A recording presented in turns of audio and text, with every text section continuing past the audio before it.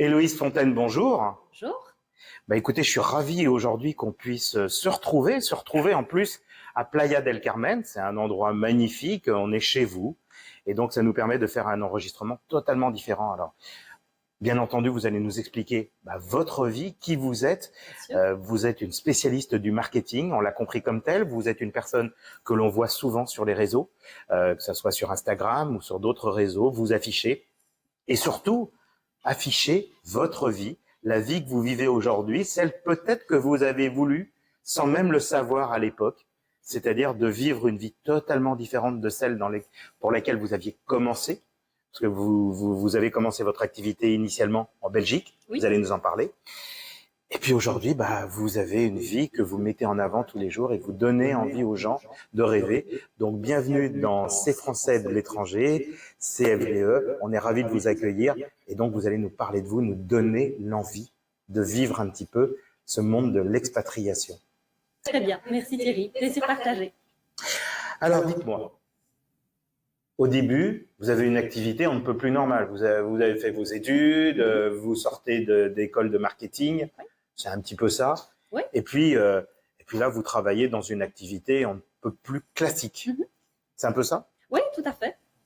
Alors, expliquez-moi un peu. Alors, disons que c'est vrai que ma vie en Belgique était complètement différente. Donc, je travaillais en effet dans le marketing en tant que responsable digital, c'est-à-dire que je m'occupais de tout le pôle marketing digital en CDI, on ne peut plus classique, dans une entreprise. J'ai fait ça pendant 5 bonnes années avant de me rendre compte que c'était un schéma qui ne me correspondait pas du tout. Le milieu de l'entreprise, le métro boulot dodo, la vie en Belgique, il n'y a rien qui allait, quoi. Je me rendais compte que j'étais pas à ma place, j'étais pas du tout épanouie, et donc voilà, j'ai pris une décision radicale pour changer de vie. Alors, dans votre activité initiale, vous êtes dans de la vente de luxe. Oui, disons que j'ai commencé... D'ailleurs, on a gardé le luxe aujourd'hui parce que les gens ne le voient pas pendant qu'on enregistre, mais on a la chance d'avoir des chiens qui sont présents à côté de nous. Donc moi, j'entends, peut-être que ça passera un peu dans les micros, mais c'est ça aussi le cadre de vie que vous avez souhaité. Ouais. C'était de vivre avec votre famille, mais dans la famille, eh bien, on a deux super petits chiens. Tout à fait. Voilà. Donc on le dit, voilà. Au moins, on voit à quel point vous êtes contente de vivre aujourd'hui cette vie. Alors, vous étiez dans le luxe, c'est ce qu'on disait il y a quelques instants. Oui, tout à fait. En fait, initialement, donc moi, j'ai fait des études dans le stylisme. Je suis diplômée de stylisme. J'ai fait un bachelier en 3 ans. Et ensuite, j'ai commencé à travailler dans la vente de luxe. D'accord. Donc, qui est un domaine hyper particulier, puisque dans la vente de luxe, il y a vraiment des codes qui sont ultra spécifiques. On utilise un certain vocabulaire, on traite les clients d'une certaine manière, c'est ultra spécifique, personnalisé, etc. Voilà, un domaine que j'ai pu expérimenter, mais qui ne m'a pas du tout convenu. Disons que la vente, c'est pas... Trop de choses à garder le sourire, à être en permanence bien apprêté et peser chaque mot par rapport aux clients, parce que vous étiez en contact avec la clientèle en plus. Complètement, extrêmement cadenassé. Donc, il faut savoir qu'on porte des uniformes. D'accord. Donc, le tailleur, les talons aiguilles. Et vous savez qu'à l'école, ici au Mexique, on porte aussi des uniformes. Mais ils ont quand même le droit d'être en basket. D'accord. Moi, j'étais sur des talons aiguilles. C'est un aiguilles. plus, ok. Mais c'est vrai qu'il y a tout ce contact avec le client, le contact direct. Le client est roi, il y a tout un vocabulaire à utiliser. Il faut savoir que dans le luxe, chaque vendeur a sa clientèle. Et donc, on a des petits carnets avec tous les détails spécifiques des clients. Madame Antel aime le noir, elle aime les robes moulantes. Ah ouais, ça va jusque-là. Ouais. Et donc voilà, il faut vraiment récolter un maximum de détails. Comme ça, quand la nouvelle collection arrive en magasin, eh bien, on peut appeler ses clients et leur proposer des articles qui sont les nouvelles collections en disant avant tout le monde, vous pouvez en bénéficier. Donc c'est ce que vous avez fait. C'est très agressif, c'est très spécifique. Et alors on a compris, quelques années après, vous dites c'est ça, c'est pas pour moi. Mais alors justement, qu'est-ce que vous retenez de cette expérience? Alors déjà, ça a été... Parce qu'aujourd'hui, vous avez du recul. Oui, bien sûr. Ça a été... Pour moi, de toute façon, je pars du principe que dans la vie, on apprend. Donc, c'est pas un échec, c'est un apprentissage. Je me suis rendu compte que c'était pas pour moi. J'ai appris des techniques de vente qui étaient quand même assez pointues, puisque la vente de luxe, c'est extrêmement particulier. Bien sûr. Mais je me suis rendu compte que cette façon de vendre, c'était pas du tout comme ça que moi, par exemple, dans mon agence, c'est pas comme ça que j'ai envie de vendre mes services. La vente forcée, aller directement au contact du client, aller presque démarcher vers le client, c'est pas du tout ce que moi je prône et c'est pas ma façon de faire non plus. Ça me correspondait pas du tout. D'accord. Et alors, à quel moment, donc vous l'avez très rapidement senti que finalement c'était pas votre voie, qu'il fallait faire autre chose. Mais là, vous décidez de reprendre les études. Oui, à 26 ans. Oui. Ouais. Comme font pas mal de personnes maintenant aujourd'hui. Carrément. Alors, il faut savoir que moi, j'ai appris des études en cours du jour. Donc, j'ai abandonné mon travail et je me suis retrouvée sur les bancs de l'école avec des gens qui avaient 18 ans. J'en avais 26 à l'époque. Donc, disons que j'ai quand même senti la différence et le choc. Je vais dire, mais c'était une volonté tout simplement parce que je me suis bien rendu compte que mon diplôme de styliste ne m'emmènerait pas là où j'avais envie d'aller. D'accord. Et donc, il y avait vraiment ce souhait de reprendre des études qui pourraient, disons, m'offrir un mode de vie qui me correspondrait plus. Et le marketing, j'avais déjà eu l'occasion d'avoir des cours de marketing pendant mes cours de stylisme et ça m'avait particulièrement plu. J'aimais beaucoup cet aspect définir un client cible, travailler sur son positionnement. Voilà, c'était de la vente, mais un peu plus travaillé, si je peux dire. Et puis j'aimais beaucoup aussi la possibilité que ça m'offrait après. On peut faire de la communication, on peut faire du marketing digital, on peut être consultant marketing. Donc il y a vraiment un panel de possibilités. Et donc c'est pour ça que je me suis orientée vers ce choix. Vers ce choix. Et alors, donc, quelques années plus tard, après avoir fait ces études de marketing complémentaires que vous reprenez à l'âge de 26 ans, ce qui est très courageux, on va le dire, vous en retenez, est-ce que pour vous, vous considérez que ce que vous avez fait ou ce petit parcours complémentaire a été bénéfique dans ce que vous faites aujourd'hui? Bien sûr, ouais. Complètement. D'accord. Bon, déjà, il faut savoir, moi j'ai adoré mes études de marketing, je suis passionnée de marketing, c'est pour ça aussi que je suis experte marketing. Bien sûr, donc j'ai adoré tout ce que j'ai appris durant mes études. Ça m'a aussi permis de faire un Erasmus au Mexique. On va y revenir après, mais bon, oui, on va revenir après. Premier coup de cœur avec le Mexique. Oui, mais là, c'était juste un Erasmus. C'était juste un petit avant-goût. On va quand même préciser ce que c'est qu'un Erasmus, parce que comme vous avez abordé le sujet, donc l'Erasmus, c'est permettre à des personnes de bénéficier, de venir vivre dans un pays et donc d'avoir un système d'échange, en fait. Oui, c'est ça, c'est un échange universitaire. Donc, on envoie des étudiants. En l'occurrence, ici, ça me rappelle des films de Clapiche, hein, je crois que c'est ça. Oui, c'est ça. L'auberge espagnole. L'auberge espagnole, voilà. C'est un peu ça. Ah, voilà, je me disais, ça me dit quelque chose. Voilà, c'était exactement ça. Et j'ai choisi ce magnifique pays qu'est le Mexique. Donc, ça m'a déjà donné un avant-goût aussi. J'ai fait ça durant ma dernière année, mon dernier semestre. Donc là, c'est l'auberge mexicaine. C'est l'auberge mexicaine, c'est un peu ça. On a remplacé l'auberge espagnole par l'auberge mexicaine. Donc là, vous avez vu le Mexique. Vous étiez où? À Querétaro. D'accord, à côté de Mexico. À côté de Mexico City, exactement. D'accord. Donc là, c'était la première expérience et on voit que ça passionne le chien parce qu'il est venu, il est venu vous rejoindre. Donc, on le voit. Donc, au moins, les gens sauront d'office que vous adorez les animaux. Alors, on a parlé de l'Erasmus. Après, vous retournez en entreprise. Oui. Voilà. Donc, une fois qu'on a fini ce cursus scolaire, là, c'est de nouveau la vie. Toujours, on reste toujours en Europe. Hein. Oui, tout à fait, en Belgique. En Belgique, voilà.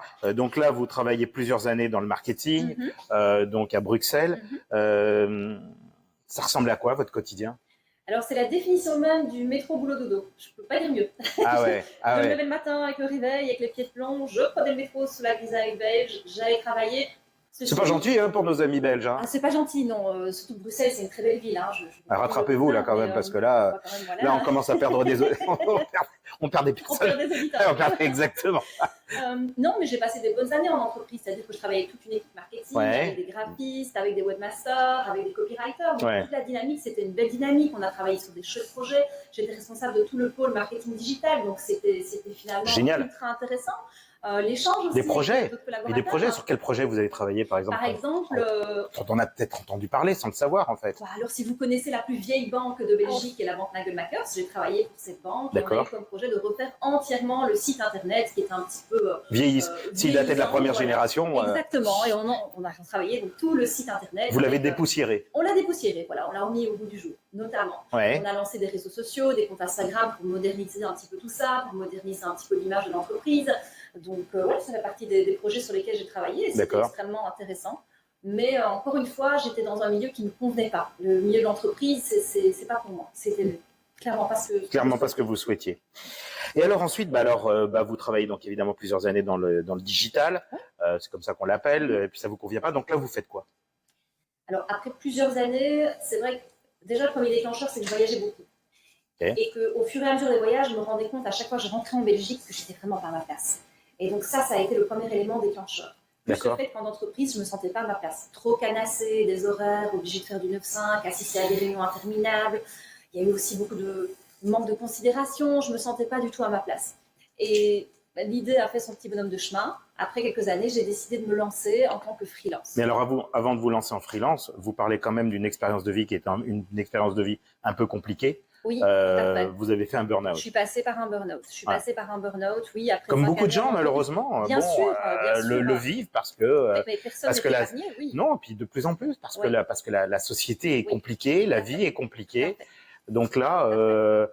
période de Ouais. burn-out, donc vous arrêtez de travailler. Période de burn-out, de plus en plus de demandes, de plus en plus de pression au travail, un management qui travaille vraiment sur du micromanagement, obligé de rendre des fichiers avec les tâches qu'on faisait pendant la journée, les managers qui venaient nous trouver, qu'est-ce que vous avez fait, comment vous l'avez fait. Ça doit parler à beaucoup de personnes, ce que vous êtes en train de dire. Oui, Je pense qu'il y a beaucoup de gens qui vont se retrouver dans ce que vous dites. Je pense, et je pense qu'il ne faut pas en avoir honte. Moi, ma première réaction, ça a quand même été de, je vais pas dire la honte, mais de me questionner, de me dire, mais c'est pas moi ça.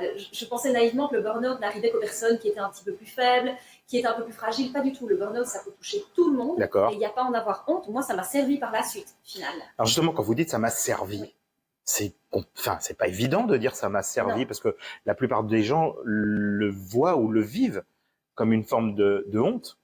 Oui. De tomber en burn-out, ça veut dire qu'on se sent un peu isolé par rapport à la société, on se sent rejeté, ou en tout cas on se rejette par soi-même, peut-être qu'on interprète à tort, mais vous, finalement, vous considérez que c'est une expérience positive. Complètement.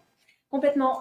Disons que moi, j'essaye en tout cas de voir le positif dans chaque expérience qui m'est arrivée. Okay. Et l'avantage du burn-out, c'est que ça a été le déclencheur. Je me suis enfin écoutée. Donc c'est le saut vers l'entrepreneuriat. Exactement. Je me suis dit, ok, là il est temps de s'écouter. Il est temps d'écouter ton corps et puis ton mental aussi qui te dit que stop, c'est plus possible. Et ça a été le déclencheur vers l'entrepreneuriat. Je me suis dit, bon bah maintenant il est temps que je m'écoute et de faire enfin ce que j'ai envie de faire depuis déjà tant d'années. Mais là, ça veut dire que jusqu'à présent, vous étiez en fait payé par le système, on va dire, par les aides. Parce que quand on est en burn-out, on est pris en charge par le système public. Alors non, tout simplement parce que j'ai fait 1 mois de burn-out et après j'ai démissionné. Et donc pendant 1 mois, disons qu'en Belgique en tout cas, c'est le cas, vous êtes pris en charge par la mutuelle. Oui. Et donc c'est vrai que je suis restée 1 mois inactive et puis ensuite j'ai pris les choses en main, j'ai démissionné et puis je me suis lancée vers d'autres aventures. Donc là, il a fallu gagner sa vie. Oui, il n'était pas question pour moi de rester dans l'inaction. Ok. Mais alors là, quand vous vous lancez en tant qu'entrepreneur, en tant que nouvel entrepreneur, vous le faites toujours en Belgique, en France, en Europe, ou alors vous dites hop, je passe de l'autre côté de l'Atlantique? Alors, la première chose, quand je me suis lancée en tant qu'entrepreneur, ma première volonté, c'était de travailler depuis la maison, mais de n'importe où, de travailler en ligne. D'accord. On peut appeler le rêve de chacun. Digital nomade, le rêve ultime. Ouais. C'est-à-dire, on considère qu'on est adulte et on se dit, bah, après tout, je vais être capable de me prendre en charge moi-même. Ouais, c'est un peu ça. Je vais gérer mon emploi du temps en fonction voilà, je vais faire mes appels, mes machins. Bien sûr. C'est le rêve. Je vais plus avoir à aller au bureau. J'ai pas besoin, justement, on va enlever le mot métro.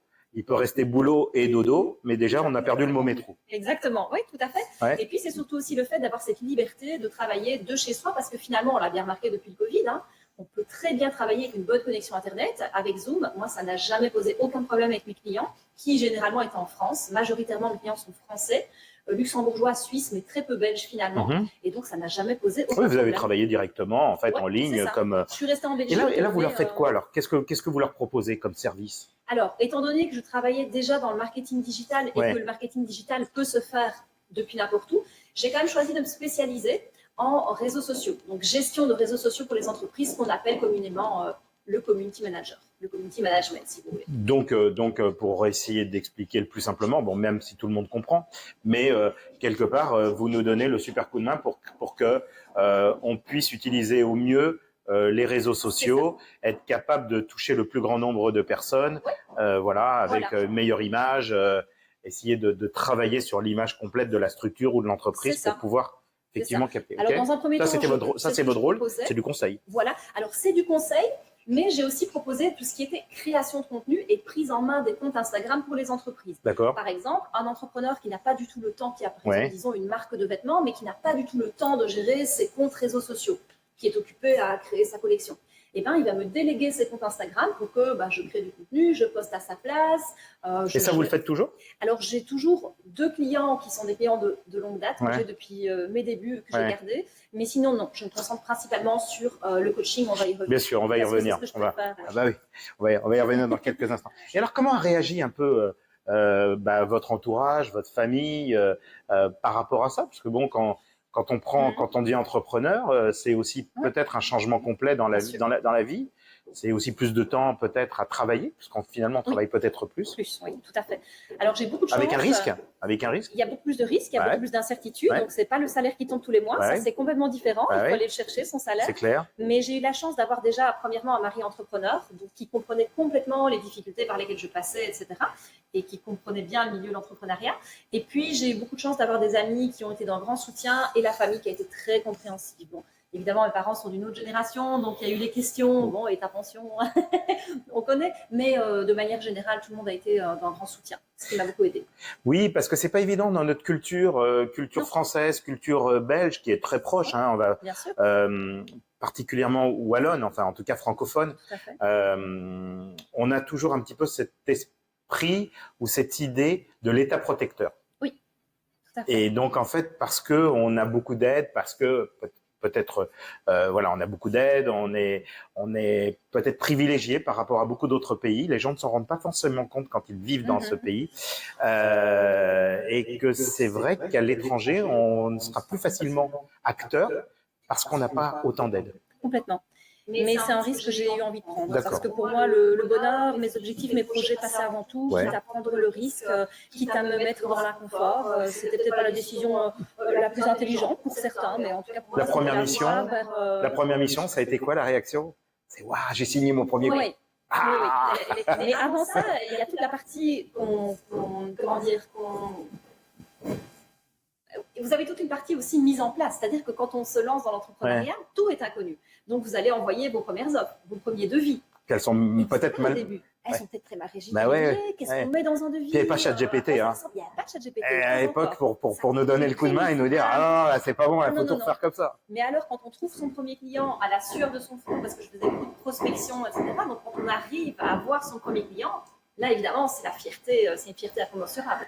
Ah oui, et on s'excuse en plus parce que si on entend un petit peu de bruit, c'est qu'on a des gens qui sont en train de travailler à côté parce que la maison d'Héloïse, qui est déjà très grande, est en cours d'agrandissement, on va le dire. Voilà, c'est ça la vie aujourd'hui, la vie d'expat. Non, je plaisante. Alors, de là, donc, vous avez cette activité, puis vous vous dites, faut que je développe un projet plus personnel. Oui, tout à fait. Donc c'est vrai que j'étais dans la gestion des réseaux sociaux. Et puis, ce qui m'a toujours fait de l'œil, ce que j'ai toujours adoré, c'est coacher. Transmettre mes connaissances, donner des séances de coaching en one-to-one. J'avais eu l'occasion de le faire un petit peu en entreprise et puis au début de mon activité. Et ça m'est toujours resté en tête. Et donc, il y a quelques temps de ça, j'ai développé un programme d'accompagnement qui est destiné aux entrepreneuses qui veulent vendre sur les réseaux sociaux. Donc, si vous êtes entrepreneuse, que vous avez une activité et que vous voulez utiliser vos réseaux sociaux pour vendre et trouver des clients, eh bien, mon programme d'accompagnement est fait pour vous.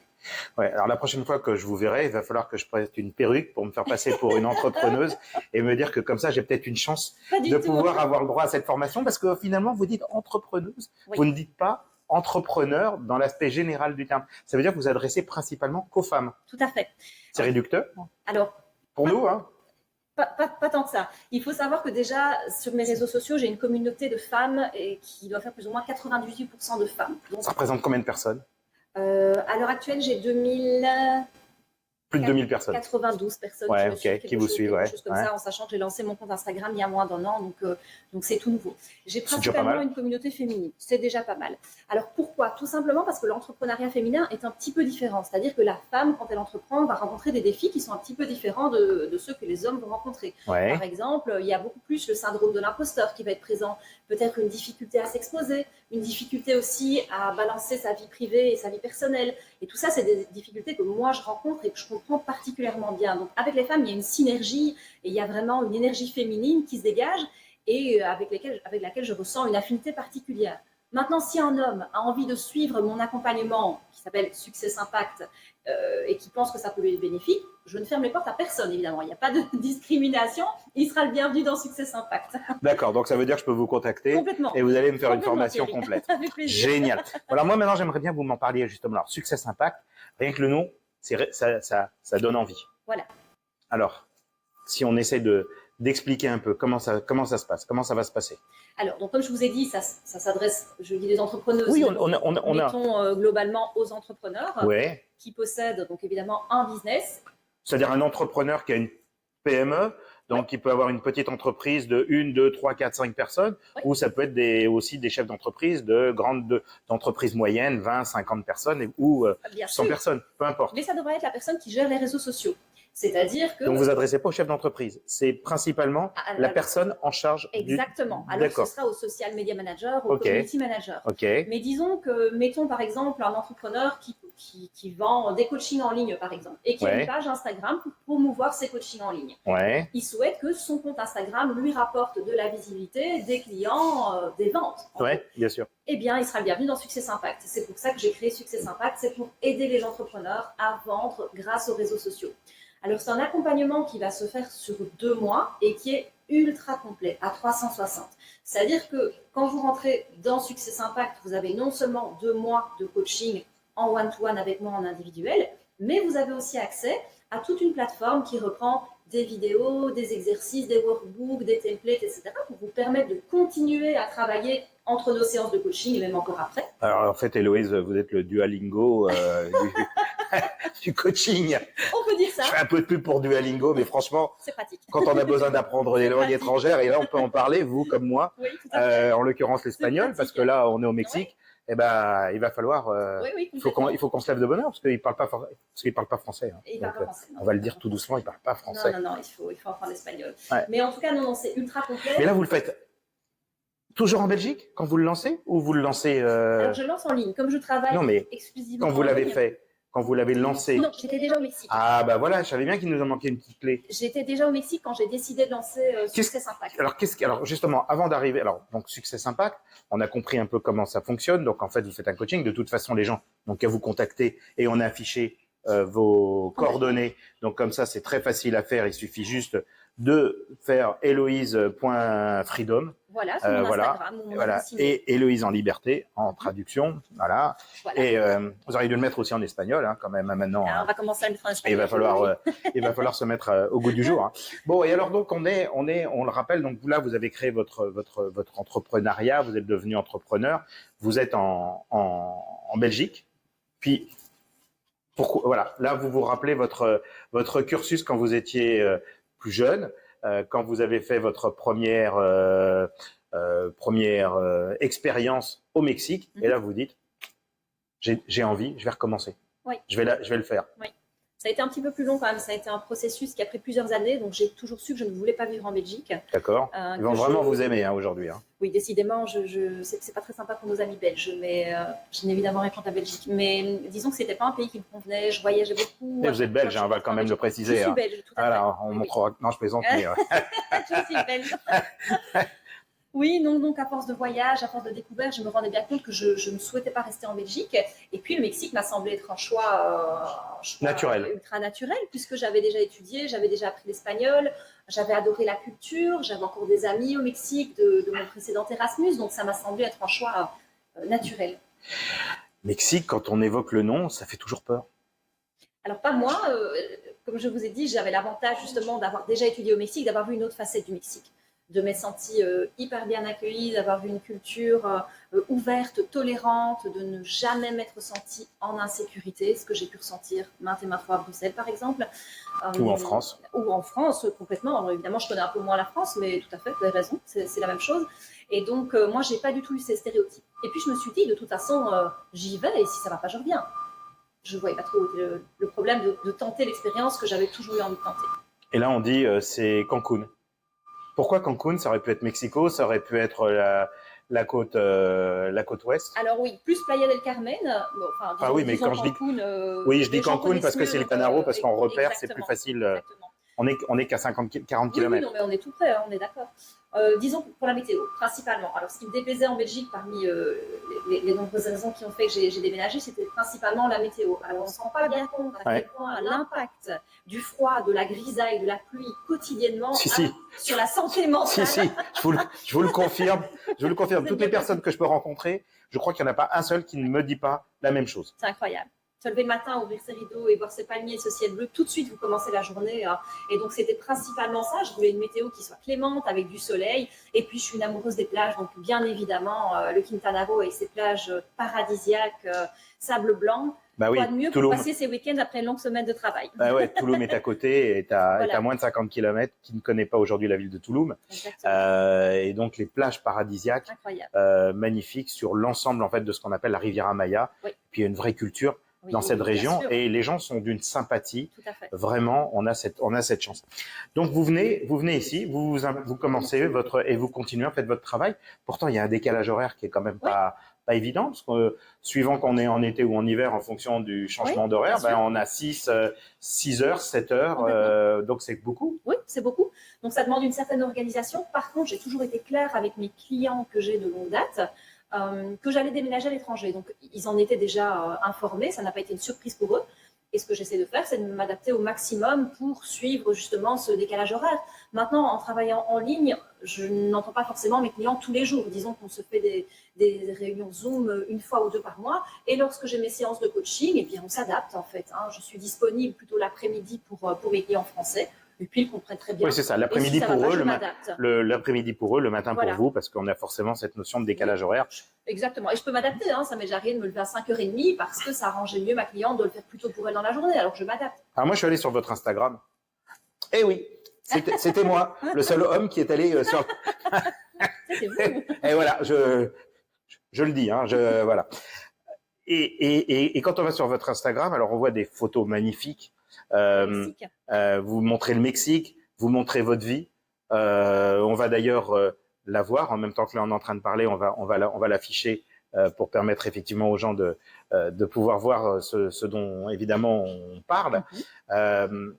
Vous expliquez aussi votre manière de vivre, donc que vous vous levez le matin, vous travaillez peut-être pendant 1 heure, 2 heures, si on vous voit sur votre ordinateur, puis après on va faire du pilates, puis après ou du sport, puis ensuite on revient, on travaille encore un peu, puis ensuite on va à la mer, on va se baigner, voilà, on va faire une petite baignade dans la piscine. Oui, tout à fait. Voilà. Et c'est ça aussi finalement l'expatriation. On ne vient pas que chercher le soleil et les palmiers, on vient chercher un mode de vie aussi qui est plus doux, qui est plus agréable, où on prend le temps de profiter un peu de la vie aussi, parce que finalement, la vie c'est pas que le travail. Non. On a longtemps voulu nous le faire croire, mais il n'y a pas que ça non plus. C'est souvent comme ça que ça finit mal. Eh bien, c'est comme ça que ça finit mal. J'en ai fait des frais, je suis bien placée pour en parler. Ouais. Et donc, il n'était pas question d'avoir cette vie dans les Caraïbes et de ne jamais pouvoir en profiter. Donc, j'essaie de balancer en fait ma vie ici, mes plaisirs, mon temps libre pour moi avec le travail. Et de m'octroyer quand même des pauses de qualité, notamment, oui, ça m'arrive quand je fais une petite pause à midi, je fais une petite baignade dans la piscine. Parfois, en fin de journée, je vais à la plage parce que finalement, on habite dans les Caraïbes, donc ce serait dommage de ne pas en profiter. Donc finalement, vous avez trouvé votre antidépresseur. Complètement. Je n'ai jamais été aussi heureuse que depuis que j'habite au Mexique. Là, ma vie a radicalement changé. Je crois qu'on va appeler la présidente Claudia Sheinbaum et on va lui passer cet extrait. Ouais. Je pense que demain, vous avez peut-être la nationalité. J'aimerais bien. Donc, ok. Donc aujourd'hui, votre vie, qu'est-ce que vous pourriez donner comme conseil à des personnes qui vous écoutent et qui rêvent peut-être de cette vie, mais qui n'ont pas eu la capacité encore de pouvoir l'envisager ou de le faire. Voilà. Qu'est-ce que vous leur diriez? Qu'est-ce que vous pourriez vous qui êtes coach, leur conseiller? Foncez. C'est un conseil qui va paraître super bateau, mais vous n'imaginez pas le nombre de personnes qui me contactent sur Instagram, avec qui j'échange régulièrement, qui me disent « L'expatriation, mon Dieu, c'est mon rêve, mais j'oserais jamais tout quitter. » Et c'est tellement dommage de se laisser gouverner par ses peurs, par ses croyances limitantes, par ses pensées limitantes. Je l'ai longtemps fait, ça ne m'a rien valu. Et en fait, c'est dommage d'écouter finalement ces peurs qui vont vous retenir. En fait, tout se passe hors de la zone de confort. Osez, foncez, on n'a qu'une vie. Faites-le. Mon seul regret, c'est de ne pas l'avoir fait plus tôt. C'est le point crucial, c'est le point élémentaire, c'est de ne pas l'avoir fait. Donc, on dit aux gens, tentez cette aventure. Tentez. Vous essayez quelques mois, si ça fonctionne, continuez. Il n'y a rien à perdre. Voilà. Il y a tout à gagner, c'est une expérience à prendre. Vous pouvez aller en Amérique du Sud, au Mexique ou dans d'autres régions, l'Asie ou en tout cas même l'Europe, parce qu'il y a plein de destinations qui sont sympathiques. Regardez le Portugal, regardez d'autres régions qu'on a de par le monde. Justement, c'est quoi pour vous les différences les plus marquantes entre l'Europe et ici, l'Amérique latine? Qu'est-ce que vous avez noté? Parce que c'est vrai, quand on arrive, c'est pas la même culture. Non, pas du tout. Pas du tout. Alors, la première chose, c'est qu'il y a beaucoup moins de jugement ici. Les gens ne se regardent pas, les gens ne se jugent pas, les gens s'en foutent en fait, de ce que vous faites, de comment vous vous habillez, de qui vous êtes. Et ça, c'est extrêmement libérateur. On a beaucoup moins ce poids de la société, ces jugements quotidiens. Et puis, en tant que femme aussi, on a la liberté de s'habiller comme on veut.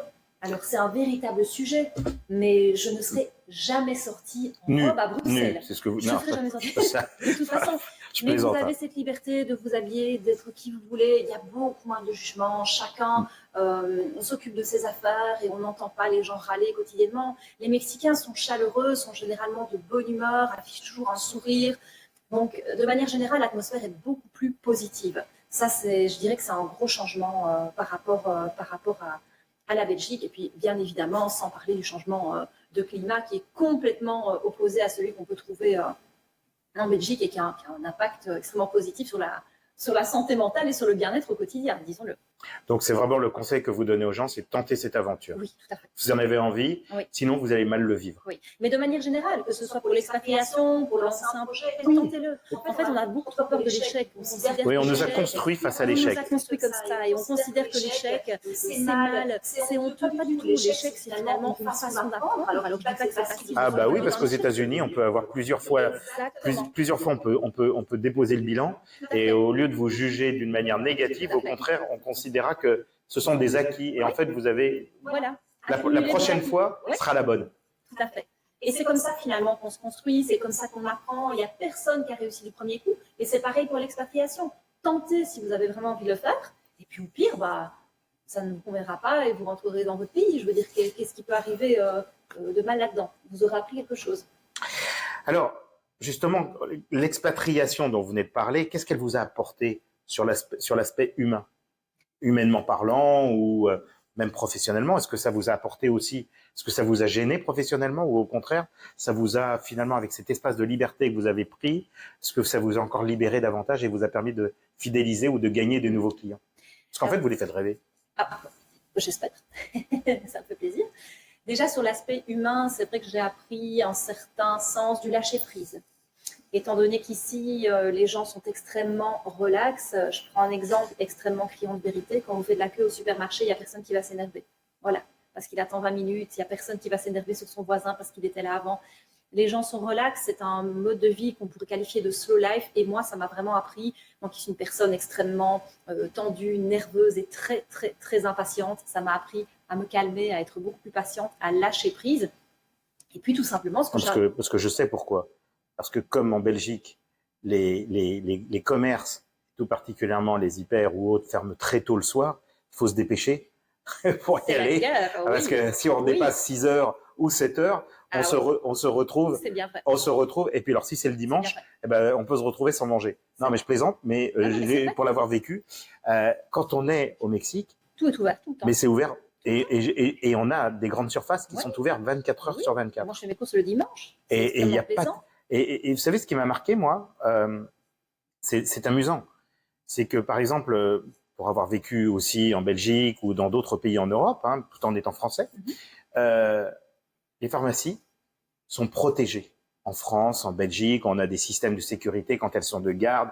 Ils mettent des barrières pour demander un médicament. On a toujours l'impression, faut tendre un papier, on les dérange. On les dérange. Disons les choses.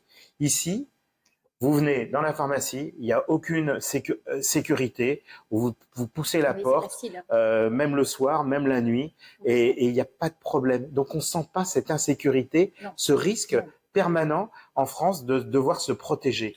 On peut comprendre pourquoi on se protège. Oui, bien sûr. Parce qu'évidemment, il y a des produits qui peuvent être utilisés par des gens d'une manière anormale, on va dire.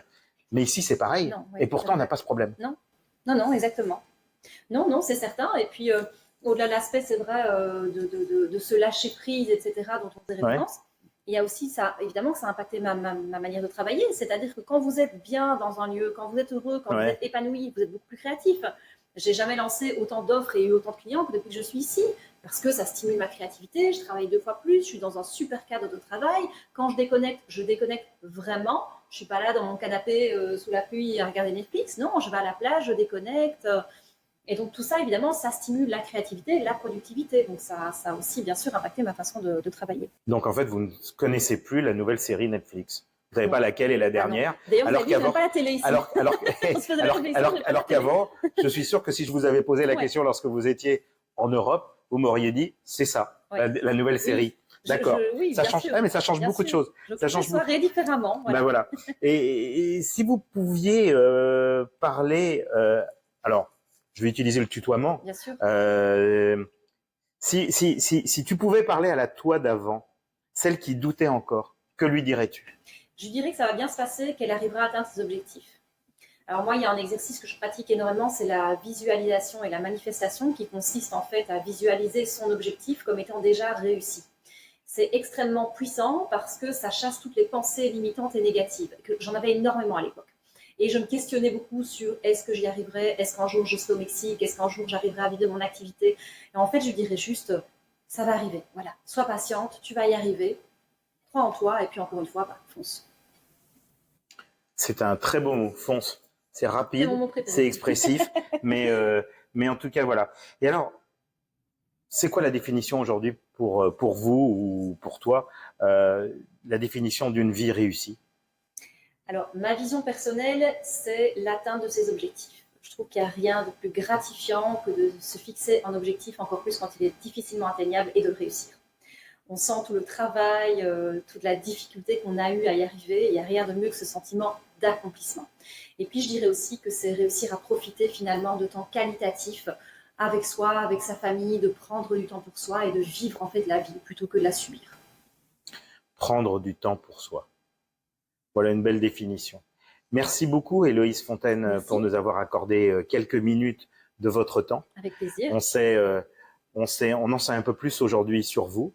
Si des personnes effectivement souhaitent vous contacter, c'est pas très compliqué. Il suffit simplement de vous contacter parce que je pense que vous pourrez leur répondre. Avec grand plaisir. Donc vous avez un email et puis à la fois un email qu'on affiche actuellement, qu'on est en train de voir. Donc les gens pourront le noter directement, vous contacter et puis en tout cas, c'est un bon choix que vous avez fait.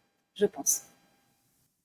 Merci beaucoup et puis je vous dis aussi bonne chance pour la suite, pour votre vie aujourd'hui au Mexique, dans cette belle région qu'est la Riviera Maya. Merci Thierry. À bientôt. À bientôt.